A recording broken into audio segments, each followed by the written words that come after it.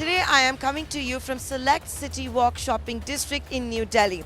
It's a premium shopping district and we're going to be talking about the footfalls and what this festive season actually means for all of you in Delhi and the rest of the country, the kind of trends that we are seeing. Joining me, the man behind Select Citywalk shopping district, it's his brainchild, Arjun Sharma. Thank you for having us here. My first question, yes, it is a Monday, but it's the festive season. We're seeing a lot of crowd. I guess I'm one of the few people in the city that's working. But Arjun, I wanted to get a sense from you. What is this festive season looking like? Because the fact is we keep talking about this gloom, doom, slowdown. So, Nayantara, first of all, at Select Citywalk, we are seeing a fairly decent uptake in this particular festive season. I think especially after the Navratras have started, we've seen a footfall increase of about 4 to 5%. We're averaging about 35,000 people footfalls on a daily basis, and weekends we're going up to 50 to 60,000. So I think there is recovery happening. I think the efforts of the government are showing signs of improvement in the whole overall spending of the economy. But I think the real test will be when the results come at the end of this quarter. But have you seen an uptick? Would you say this festive season might be bigger than last? I hope so. Current indications demonstrate that yes, at Citywalk we will do it. I think there is a bit of a slowdown in the traditional markets, in the local markets, but I think centers and shopping malls seem to be doing well. So let me put it to you this way. Are more brands opening stores or shutting stores? Well, for us, fortunately, we have a waiting list of brands wanting to come into Citywalk, but that doesn't take away the fact that every brand and every business is having challenges. And I think we are working with some of our key partners in terms of how to do some additional marketing for them, how to support them, because at the end of the day, the Indian consumer needs to be tickled with offers, needs to be tickled with more opportunities of spending. And I think there is a sense of tightness more than there being a genuine tightness. Okay. So let me now ask you that, are you seeing any categories which are doing better? Because, whichever way you look at it, you look at companies' earnings, you look at tax collections, all of that, consumption has taken a hit. And unfortunately, shopping seems to be the first cross along with travel that happens.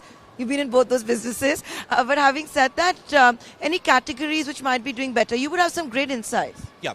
I think the one category that is really outshining itself is F&B. We're actually very surprised at the uptake in F&B.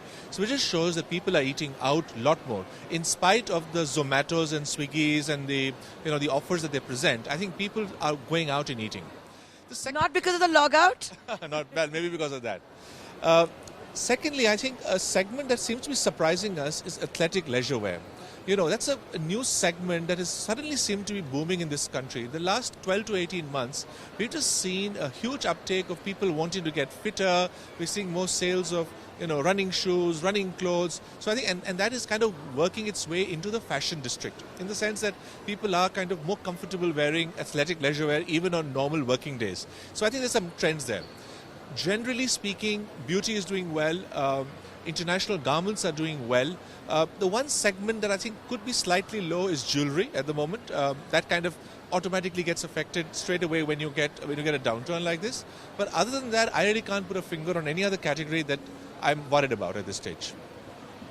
Okay, so very rosy, dhoom dhamaka type of picture is what Arjun Sharma Select City is, and a candid one is painting for us.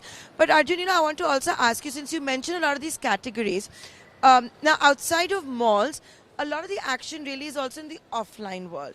So how do you compete with that? Like, you've had this $5 billion war, if I could call it that, of between Flipkart and Amazon. How does Arjun Sharma, Select Citywalk, malls, and the brands that you have here stay relevant?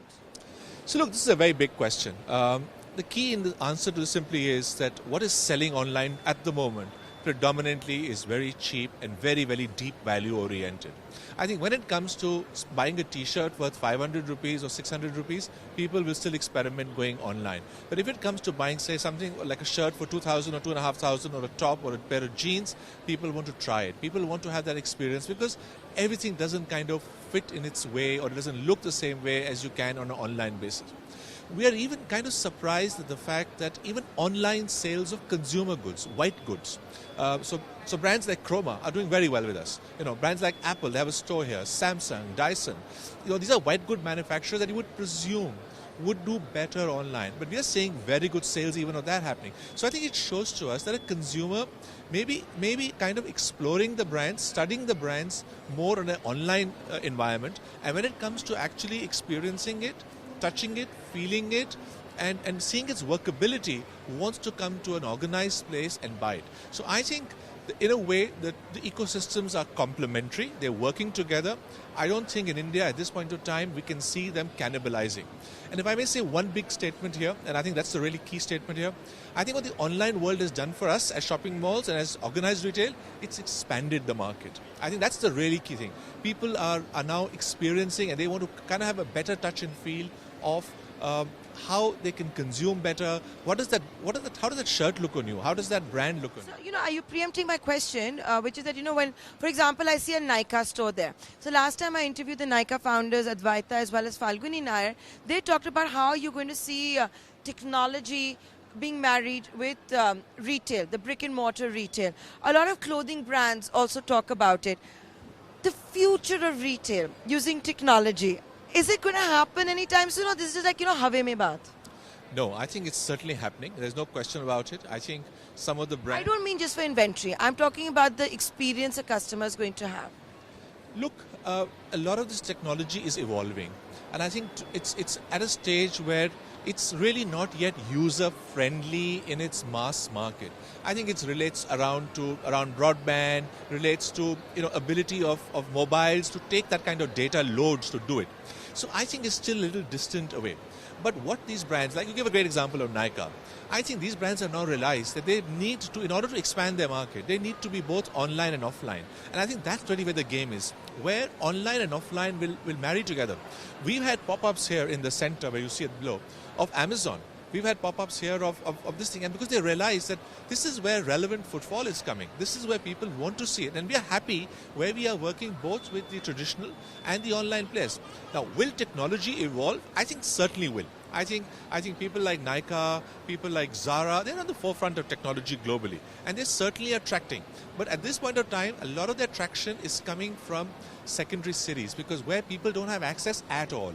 So if you're in Guwahati, or you're sitting in Nagpur, or you're sitting in a small town around Kanpur, and you want to experience a Sephora product or benefit, then you have to go online, because there is as much as you can buy. So let me ask you a question which you're not going to like. Now, when you go to marketplaces, and these are marketplaces, Paytm, Amazon, Flipkart, you've got them offering discounts, whether it's cashback or what some people call predatory pricing or deep discounts.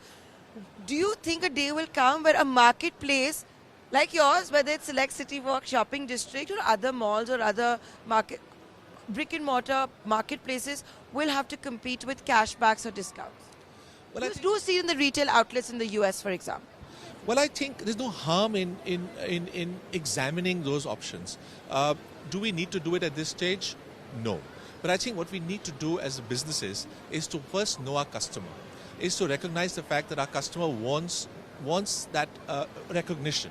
Now, that recognition could be in form of cashbacks, it could be in form of points, it could be in form of freebies or whatever. Now, that as part of our whole CRM outreach, we are doing that.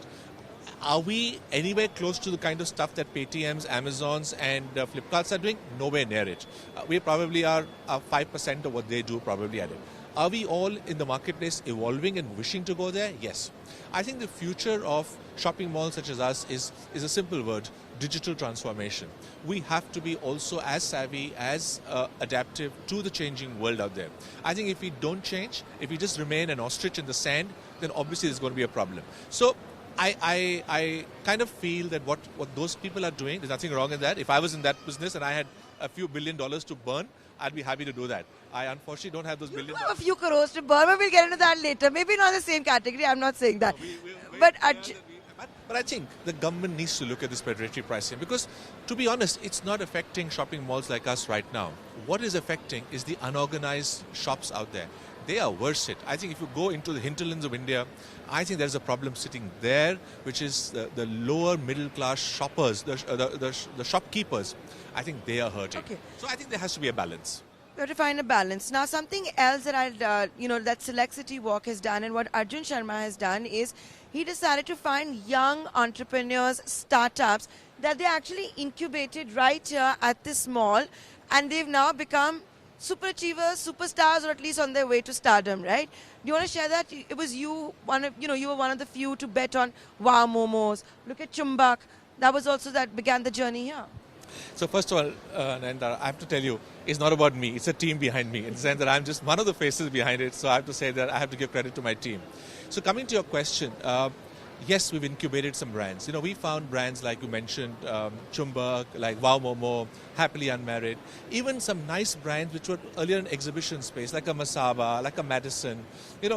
We gave them spaces in pop-ups. We gave them spaces as short leases, as because we felt they had a story out there. And today we are glad that some of these brands are today, raising private equity, they're expanding, they're in the 100th store.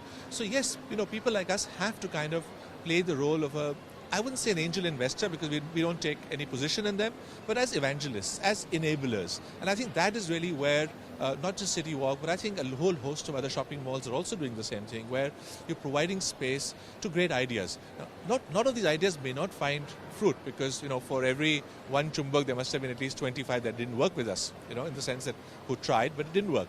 But I think we as a business will continue to attract, to encourage young entrepreneurs, startups. So if there's someone who has a great idea around retail or around retail experience, come share that with our teams and with anybody else, in the sense it's not just about us, but I'm sure there is a... So what do you look for? Because, you are known to have a good eye, and I know he's being quite modest, but, a lot of people's first destination in New Delhi is to be in your mall.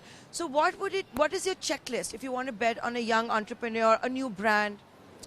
I think the number one thing that stands out for us is uniqueness of ideas, because this is a very crowded market space.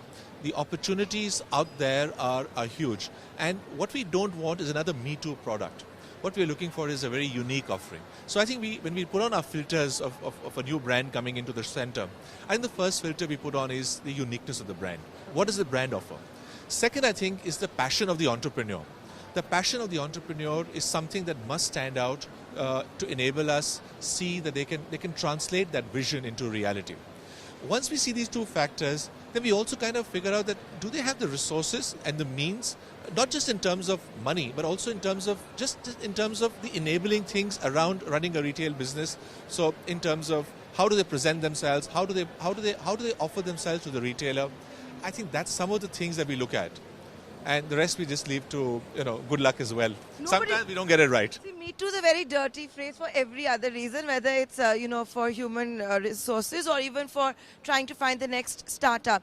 But having said that, the economy slowed down. Sometimes I say the startups and entrepreneurs apne dusre dunya mein, parallel universe. Are you noticing a similar? So I have a very contrarian view on that, and this is beyond me as a shopping center. I think one of the next bubbles is going to certainly be in the private equity space. We've seen globally what's happened to WeWorks. I think a lot of the stuff is getting camouflaged in numbers and in subsequent rounds of funding. The key will be when these investees actually go. It's easy to get a unicorn status, right? But at the end of the day, you have to go to the public markets and validate it.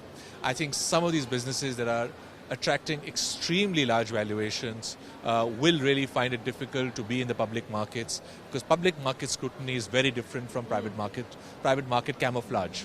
So that's a very big subject. You can call me again for that and I can talk about it separately. So you found, you incubated Wow Momos, you incubated Chumbak. Tell me who else you're betting on these days? Okay, there's a small little fellow in our high street who's building a business around samosas. Now, samosa is literally the national dish of India, but we have no brand who does only samosas. So we thought that why don't we encourage someone to set up that center. So I think our team found somebody who was keen to do it. It's early stage. Sales are, I would say, encouraging. They're not going through the roof, because I think people have yet not realized that you can also make a big meal out of a samosa. And samosa can be filled with anything, like a momo. It can be filled with, you can have chicken, you can have prawns, you can have various varieties of vegetarian, and you can present it in so many different manners. So we really think that samosa could be the next big thing for India. After all, it's our national dish, for want of a better word. But with that, we're going to take a short commercial break. You might be interested to know, by the way, that after this we're going to H&M. I believe H&M is one of your highest grossers? Yes, absolutely. One of our proud partners. Every one of our partners is someone that we nurture, someone that we want to work with. You have to nurture H&M. Let's get realistic now. Well, I think they're new to India. We have to work together. I think the key really word is nurture could be to a smaller brand, but I think nurture, working together, building a sense of partnership. I think in every business is key to success. With that, we'll take a short commercial break. That's Arjun Sharma, Select Citywalk Shopping District. We're going to be going to H&M. Maybe on the way we'll make a detour and have a samosas and worry about the calories another time. Absolutely. Take care. Thank you.